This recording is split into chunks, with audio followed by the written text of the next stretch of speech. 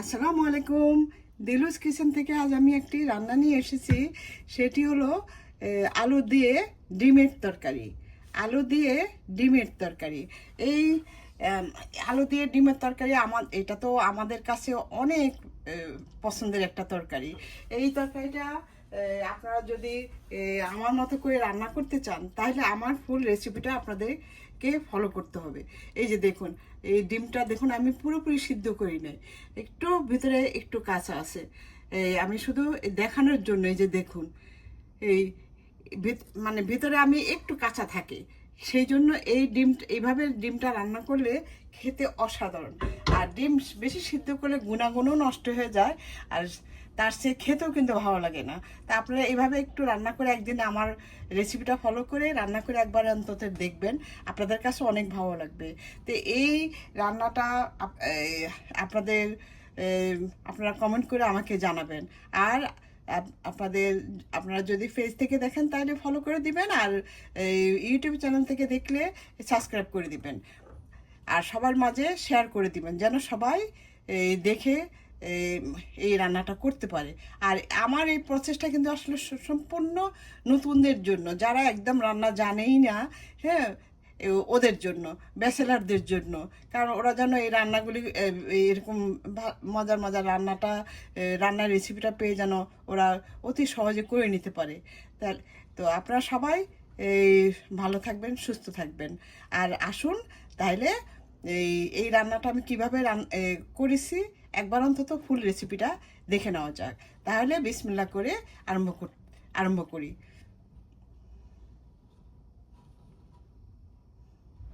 এই যে ডিম সিদ্ধ করার জন্য আমি এখানে পানি বসিয়ে দিয়েছি, দিয়ে আমি এই পানির মধ্যে একটু লবণ দিয়ে দিব। এই যে আমি লবণ দিয়ে দিয়েছি, কারণ লবণ দিয়ে ডিমটা সিদ্ধ করলে খুব তাড়াতাড়ি খোসাটা উঠে যায়।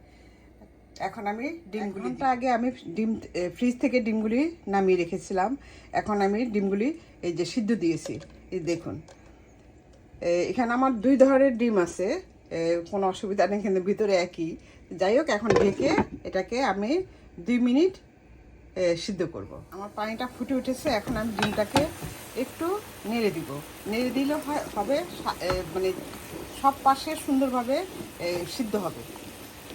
যে অনেক সময় দেখা যায় এক সাইডে হয়েছে আর সাইডে কম সিদ্ধ, তখন এটা ভেঙে যায়। এই যে দেখুন, আমি 4 পাশ একটু নেড়ে দিচ্ছি, নেড়ে আবার ঢেকে দিয়েছি। ডিমটা কিন্তু আমার সিদ্ধ হয়ে গিয়েছে। এই যে দেখুন, 2 মিনিটও আমি ফিরে আসছি।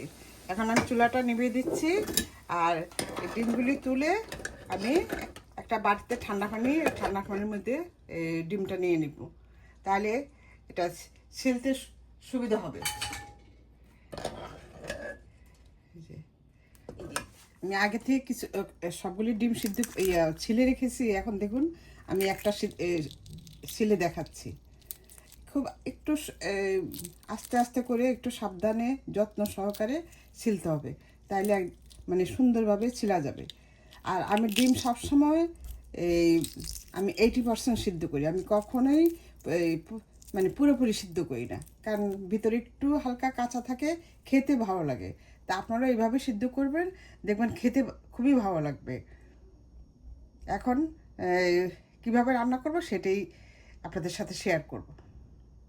এই যে আমি এখন কড়াই বসিয়ে দিয়েছি, দিয়ে বিট নুন দিয়ে দিলাম, দিয়ে আমি একটু সামান্য লবণ দিয়ে দিচ্ছি, আর একটু হলুদ দিয়ে দিচ্ছি।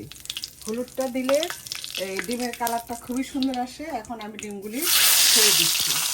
এই দেখুন, ডিমের কালারটা খুবই সুন্দর আসবে। আমি একটু ভেজে নিচ্ছি।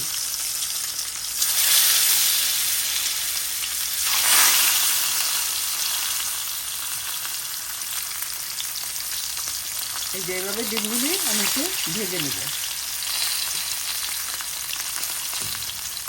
এই যে আমি ডিমটা দেখুন, ডিমের কালারটা কত সুন্দর আসছে। আমি এই তেলের মধ্যে একটু লবণ আর একটু হলুদ দিয়ে এই ডিমটা ভাজবেন, দেখবেন কালার অনেক সুন্দর আসবে। আর যেটা দেখতে সুন্দর সেটা খেতেও কিন্তু ভালো লাগে। আর আমি সবসময় ডিম পুরোপুরি সিদ্ধ করি না, সবসময় আমি 80% সিদ্ধ করি, তাহলে আমার ডিমটা খেতে খুবই ভালো লাগে, আমাদের বাসায় তো এইভাবে ডিমটা ভাজি করলে খুবই পছন্দ করে। আর এই ডিমটা আমার আগের থেকে একটু এটা ভাঙা ছিল, তো যাই হোক এটা ভেঙে গিয়েছে। এই যে দেখুন, এখন আমি এগুলি একটা বাটিতে দিই। আলু দিয়ে রান্না করব, আমার কাছে আলু দিয়ে খুবই ভালো লাগে, ডিম সিদ্ধ সিদ্ধ রান্না। এখন আমি আলুগুলি দিয়ে দিচ্ছি, আমি আলুটা ভেজে নিব। সেই ডিম ভাজার তেলের মধ্যে আমি আলুটা দিয়ে দিচ্ছি। যে আমি আলুটা এভাবে কেটেছি, আপনারা আপনাদের পছন্দ কেটে নিতে পারেন।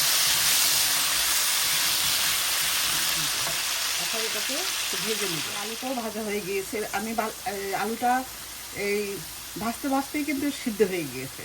আর রান্নার সময় বেশি কুক করতে হবে না। এই যে দেখুন, এইভাবে আলুটা ভেজে দিলে আমার কাছে খেতে খুবই ভালো লাগে, তো আপনারা চাইলে এইভাবে ভেজে দিতে পারেন। এখন আমি আলুগুলি একটা বাটিতে নিয়ে নিব। ডিম আলু দুটোই আমার ভাজা হয়ে গিয়েছে। আমি কিন্তু আলু ডিম ভেজে দেই। এই রান্নাটা, এই ডিম দিয়ে আলু এই রান্নাটা খেতে একদম অসাধারণ।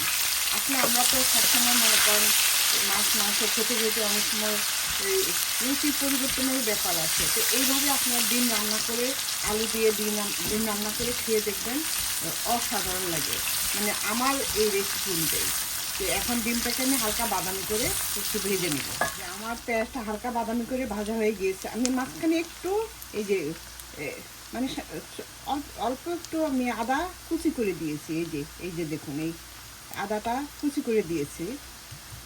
আপনার আমার আদা বাটাটা নাই, আমি কুচিটা দিয়েছি। আপনারা চাইলে আদা বাটা দিয়ে দিতে পারেন, সামান্য অল্প, বেশি না।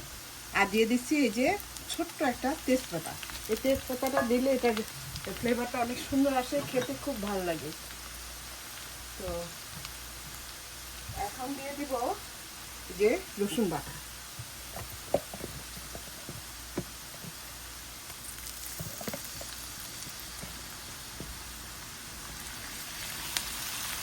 এখন দিয়ে দিলাম রসুন বাটা। রসুনটা একটু বাদামি করে একটু ভাজার পর, এই যে দেখুন একটু ভেজে নিয়েছি। ভাজার পর এখন আমি দিয়ে দিচ্ছি চা চামচ ধনিয়ার গুঁড়া, তারপর 1 চা চামচ, মানে 1 চা চামচ না, হাফ চা চামচ মরিচের গুঁড়া আর হলুদের গুঁড়া। কারণ যেহেতু আমি ভাজার সময় হলুদ দিয়েছি, সেই জন্য আমি হলুদটা একটু কম দিয়েছি। আর দিয়ে দিচ্ছি এক টেবিল এই যে 1 চা চামচ এই যে মরিচের গুঁড়া। এখন দিয়ে আমি এটাকে ভালোভাবে কষিয়ে নিব।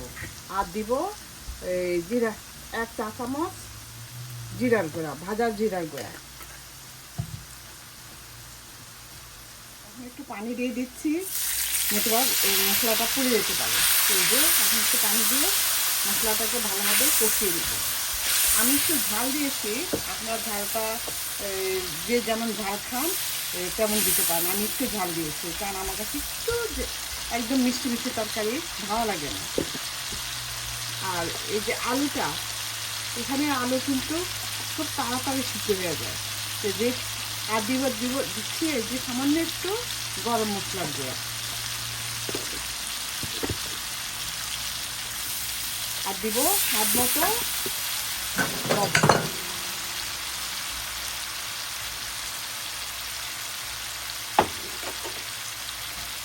দিয়ে আমি এখন মশলাটাকে ভালোভাবে একটু কষিয়ে নিচ্ছি। মশলাটা আমার কষানো হয়ে গিয়েছে, আমি এখন পানি দিয়ে দিচ্ছি।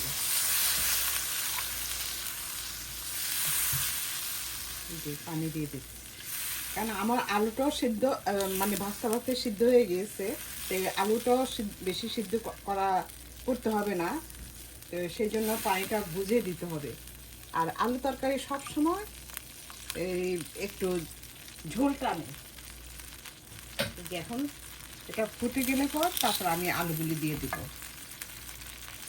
এই যে আমার মশলাটা পানি দেওয়ার পর এই মশলাটা ভালোভাবে একটু রান্না হয়েছে।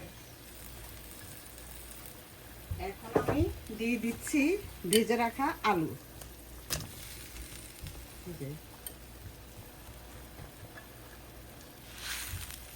কারণ আলুটা দেওয়ার পর তারপর আর খুব বেশি সিদ্ধ করতে হবে না। এই যে দিয়ে দিলাম ভেজে রাখা আলু। এই যে আমার আলুটা মোটামুটি একটু হয়ে এসছে। এখন আমি এই ডিমগুলি দিয়ে দিচ্ছি। খুব সাবধানে ডিমগুলি দিবেন, নতুবা এই একটু হলে পরে ভেঙে যাবে, ফেটে যাবে। কারণ এটা খুব করে মানে খুব, এই যে আমার আলুটাও ভালোভাবে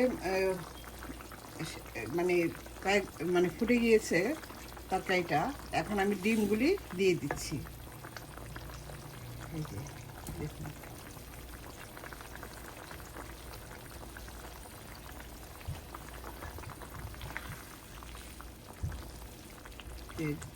ডিম দিয়ে আমি বেশি সিদ্ধ করব না, কারণ তাহলে ডিমটা বেশি সিদ্ধ হয়ে যাবে আর আলুটাও সিদ্ধ হয়ে গলে যাবে। এখানে আলু অনেক নরম, খুব তাড়াতাড়ি সিদ্ধ হয়ে যায়, ভাজতে ভাজতেই সিদ্ধ হয়ে যায়। তো বাংলাদেশে আলু তো একটু মানে একটু শক্ত, একটু সময় লাগে সিদ্ধ হতে। তো সেভাবে আপনারা বুঝেই ঝোলটা দিবেন।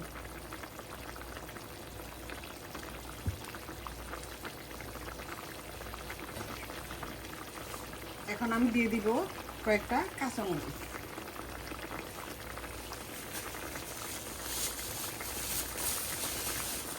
কয়েকটা কাঁচামরিচ দিয়ে দিচ্ছি। দিয়ে আমার এই আলু দিয়ে ডিম তরকারিটা রান্না হয়ে গিয়েছে। এখন আমি দিয়ে দিচ্ছি একটু কাঁচামরিচ কুচি। কারণ আলু তরকারির মধ্যে একটু সবসময় আলু তরকারিতে একটু ঝোল রাখতে হয়। আমার তো এই ঝোলটা খেতে খুবই ভালো লাগে। এই যে একটু ঝোল রাখতে হয়, তাহলে এই আর এটা আস্তে আস্তে ঝোলটা আরও কমে যাবে।